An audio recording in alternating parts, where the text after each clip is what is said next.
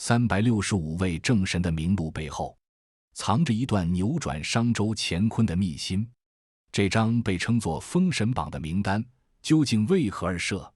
榜上那些或忠或奸、或仙或妖的名字，又为何会被载入其中？一切的起因，都要从商纣王殷寿那场改变国运的女娲宫降香说起。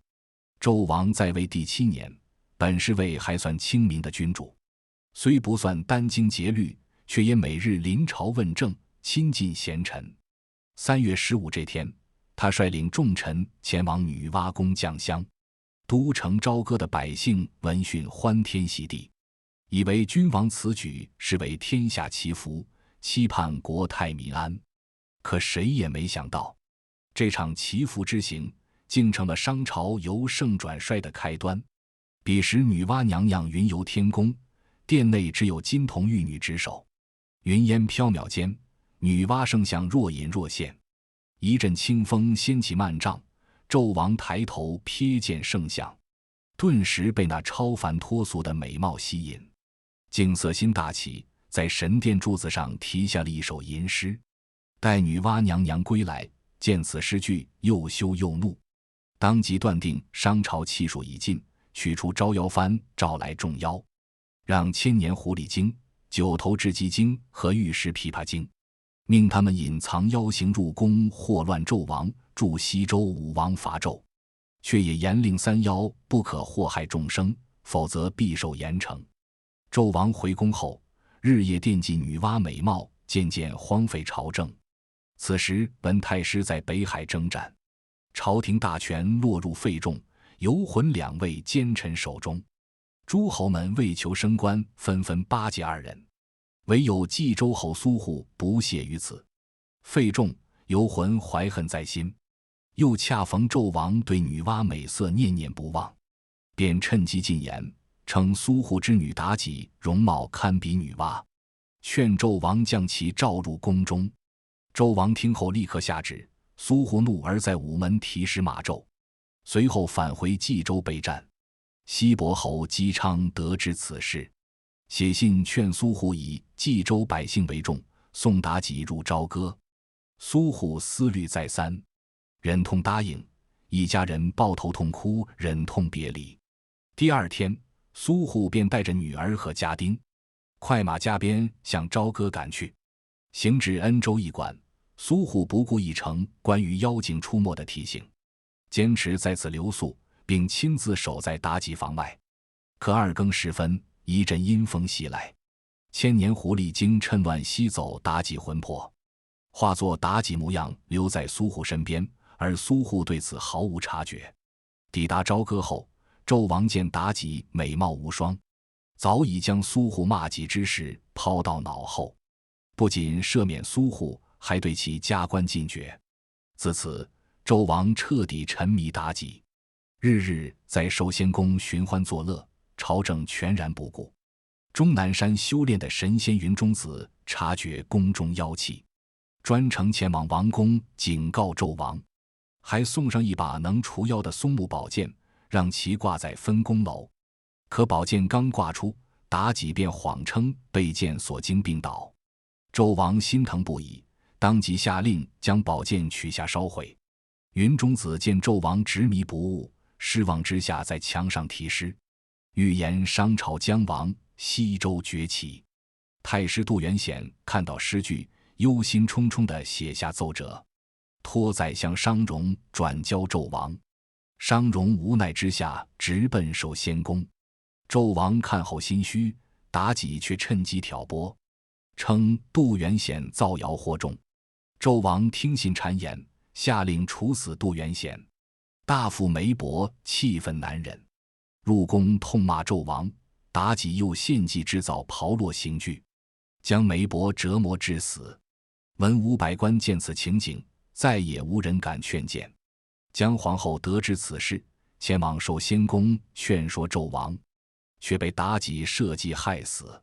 姜皇后之子殷郊欲为母报仇，刺杀妲己失败后，带着弟弟殷洪逃往深山，被赤精子和广成子收为弟子，习得一身武艺。妲己担心将皇后之父、四大诸侯之一的东伯侯将桓楚复仇，又唆使纣王召集四大诸侯入朝歌，企图将他们一网打尽。四大诸侯抵达后，将桓楚被剁成肉酱，鄂崇禹被斩首，姬昌被关进大牢，唯有崇侯虎因费仲游魂求情得以幸免。与此同时，陈塘关李靖家中发生了一件奇事。李靖夫人怀孕3年零6个月，生下的竟是一个肉球。李靖以为是妖物，拔剑劈开肉球，里面跳出一个手套金镯，腰缠红绫的小男孩落地便能跑跳。这金镯与红绫乃是乾元山金光洞的宝物。洞主太乙真人闻讯赶来，收男孩为徒，赐名哪吒。哪吒生性顽劣，7岁时在海边与龙三太子冲突，竟将其抽筋扒皮，导致龙王大怒，扬言要水淹陈塘关。哪吒不愿连累父母百姓，自刎谢罪。其母为他修建庙宇，却被李靖砸毁，哪吒魂魄无处可依，只好前往乾元山求助太乙真人。太乙真人用莲花莲叶为哪吒重塑肉身，还赐他火尖枪与风火轮。复活后的哪吒第一时间找李靖报仇，李靖不敌逃亡，幸得燃灯道人赠送雷峰塔，只要哪吒不听话，就可以把他收进塔中。饱受塔中三昧真火的炙烤，哪吒畏惧塔中三昧真火，才收敛心性，返回山中修行。昆仑山上，元始天尊的弟子姜子牙学道40年，却一无所成。元始天尊告知姜子牙无缘成仙，命他下山封神，辅佐西周兴盛。姜子牙收拾行囊，前往朝歌投奔结义兄弟宋义人。宋义人不仅收留姜子牙，还为他寻了一门亲事。姜子牙擅长算命，很快在朝歌名声大噪。一日，琵琶精即女娲留下的3妖之一，欲进宫找妲己，途中遇见姜子牙，被其识破原形。姜子牙将琵琶精交给比干，纣王大喜，封姜子牙为大夫。妲己见姜子牙留在宫中，心生忌惮，却又无计可施。他向纣王提议修建酒池肉林和露台，供2人享乐。姜子牙貌似进谏，称此举劳民伤财。纣王大怒，将其打入天牢。姜子牙趁夜逃出，本想带妻子一同前往西岐，妻子却不愿同行，姜子牙只好独自上路。被关押的姬昌在狱中并未闲着，而他的儿子伯邑考为救父亲，带着宝物前往朝歌。伯邑考为纣王弹琴时，妲己见其英俊，意图勾引，遭伯邑考拒绝后，又向纣王进谗言，将伯邑考剁成肉酱做成包子，逼迫姬昌吃下。姬昌为保命，含泪吃下包子。西岐官员得知后，派人携带重金贿赂费仲、游魂。在2人美言下，姬昌终于获释。纣王醒悟后，派人追赶，路上遇到姬昌义子雷震子的阻挠，只好无功而返。姬昌回到西岐后，一直寻访能辅佐自己的贤才，而此时的姜子牙已在西岐西边钓鱼。他用直钩钓鱼，路人皆笑他钓不到鱼，姜子牙却称自己愿者上钩，等待有缘人。姬昌得知后，认定姜子牙便是自己要找的人，亲自带着厚礼前往拜访，诚恳邀请姜子牙辅佐。姜子牙被姬昌的诚意打动，答应相助。姬昌封其为右灵台丞相。露台建成后，妲己为满足纣王想看神仙的愿望，让狐狸洞中的子孙化作仙人模样，前往露台赴宴。宴席之上，这些假仙人不慎露出尾巴，被比干识破。比干随即联合黄飞虎，找到狐狸洞，放火烧死了洞内所有妖精。妲己得知后，恨之入骨，假装重病，对纣王说唯有比干的七窍玲珑心能救自己。纣王不顾君臣情义，下令让比干剖心，一代忠臣就此殒命。不久，文太师从北海征战归来，见朝纲混乱，当即写下奏折，提出10条建议，包括亲贤臣、远小人、废除妲己、取消炮烙之刑等。纣王因敬重文太师，只好批准其中7条，却始终不愿废除妲己，处死费仲与游魂。文太师虽无奈，却也无计可施。同年，西伯侯姬昌病逝，其子姬发继位，史称周武王。妲己并未收敛，又设计害死黄飞虎的妻子。黄飞虎忍无可忍，投奔西岐。文太师得知后，命张桂芳挂帅征讨西岐。张桂芳会一门奇特法术，只要叫出敌将名字，敌将便会从马上跌落。开战之初，黄飞虎便中招落马，西岐军大败，周忌、南宫氏被生擒。姜子牙无奈之下挂起免战牌。就在众人一筹莫展时，哪吒奉太乙真人之命前来相助。哪吒不受张桂芳法术影响，趁其心慌意乱之际将其击败，西岐军终于扳回一局。姜子牙料到朝歌会派援兵，便前往昆仑山求助元始天尊。元始天尊将封神榜交给姜子牙，告知他若纣王不肯归顺，便会有36路大军征讨，并叮嘱他务必完成封神大业。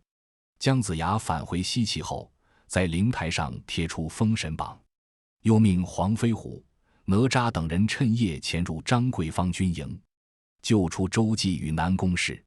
张桂芳接连战败，向朝歌告急，文太师亲自前往海岛，请王谟、杨森、高有钱、李兴霸4位道友助战。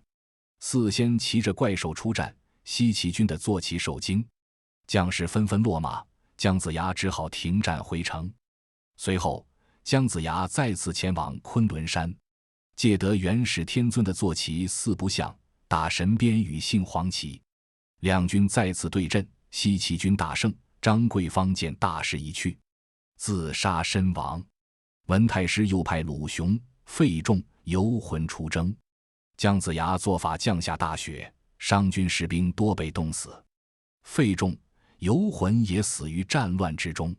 接连失利并未让文太师退缩，他又派魔家4兄弟前往西岐。魔家4兄弟凭借宝物威力，很快击败姜子牙。西岐军伤亡惨重，只好再次挂起免战牌。文太师率军在城外驻守1年。姜子牙苦思破敌之策时，金匣洞玉鼎真人的徒弟杨戬前来相助。杨戬会72变，法术高强，在他的帮助下，西岐军成功击败魔家4兄弟。文太师不甘失败，派人请来东海金鳌岛的10位道友。10位道友一到，便摆下10绝阵，吸走姜子牙的3魂7魄，姜子牙陷入昏迷。万幸的是，姜子牙最后1魂1魄飘至昆仑山，被南极仙翁救下。赤精子主动请缨，带着太极图前往西岐，成功将姜子牙的魂魄召回，姜子牙才得以苏醒。姜子牙养病期间，众多道友纷纷前来相助。众人商议后决定由燃灯道人担任破阵先锋，率领众仙破阵。10绝阵被破后，文太师请来的道友死伤惨重，他又前往峨眉山请赵公明出山。赵公明法术高强，3两下便打死姜子牙。幸得广成子拿出救命仙丹，姜子牙才死里逃生。之后，众仙合力施法，将赵公明的魂魄引走。赵公明就此丧命。申公豹得知赵公明死讯，连忙请来赵公明的3位妹妹。3位仙姑为兄报仇，布下9曲黄河阵，将杨戬、金吒、木吒等西岐大将擒获。文太师趁势出击，又将姜子牙军中其余大将捉入阵中，只剩姜子牙与燃灯道人逃脱。为救众人，燃灯道人前往昆仑山求助，元始天尊与老子亲自下凡，大破九曲黄河阵，3位仙姑非死即被压在山下。此后，姜子牙率领西岐军向文太师发起总攻，哪吒等人率军猛攻商营，姜子牙重伤文太师左肩，杨戬烧毁商军粮草，文太师节节败退，一路逃至岐山脚下时，手下仅余3万余人。姜子牙、杨戬、云中子等人联手，在绝龙岭将文太师杀死。这位忠心耿耿的商朝太师最终为国捐躯。文太师死后，纣王又派邓九公出征。邓九公手下有员大将名叫土行孙，擅长遁地术，还持有宝物捆仙绳。土行孙本无坏心，只因爱慕邓九公之女邓玉婵，才投靠麾下。杨戬认出土行孙是巨留孙的徒弟，便请巨留孙前来劝说。巨留孙将土行孙擒获，又提议让邓玉婵嫁给土行孙，以此劝说邓九公归顺。姜子牙采纳此计，邓九公在女儿的劝说下，最终投降西岐。纣王得知邓九公降周，又派妲己之父苏护出征。苏护早已知道女儿魂魄已散，对纣王的残暴也心灰意冷。出兵不久后，便率军归顺西周。此时的商朝众叛亲离，周武王见时机成熟，决定率军进攻朝歌，推翻纣王统治。周军势如破竹，一路过关斩将，眼看就要兵临朝歌城下，纣王却依旧与妲己在露台寻欢作乐。一日，纣王见一老人赤脚过河，安然无恙，而一少年过河却冻得发抖，竟下令撬开2人腿骨查看缘由。妲己谎称能分辨孕妇腹中胎儿性别，纣王又命人将民间孕妇抓来，剖开肚子验证。这些残暴行径彻底失去民心，朝歌守军不愿再为纣王卖命，纷纷打开城门迎接周军。周兵攻入朝歌时，纣王正在宫中饮酒，他亲自率军前往午门迎战，却早已无力回天，最终逃回宫中自杀。妲己被姜子牙擒获，当众处死。周武王进入王宫，见宫内奢华无比，不禁叹息，随即下令将宫中财宝分给百姓，开仓放粮，百姓对武王更加拥护。不久，周武王正式继位，统治550余年的商朝就此灭亡，周朝建立。天下平定后，姜子牙向武王禀明，当年奉元始天尊之命下山时，师父曾交给自己封神榜，须为战死沙场的将士与神仙封神安魂。武王应允，并专门修建封神台。姜子牙登上封神台，摆好香案，捧出玉符、金翅与封神榜，开始宣读名录。一阵旋风席卷而来，那些战死的将领、神仙的魂魄纷纷汇聚台前。姜子牙总共册封了365位正神，自此四海归一，天下太平。封神之事也成为流传千古的传说。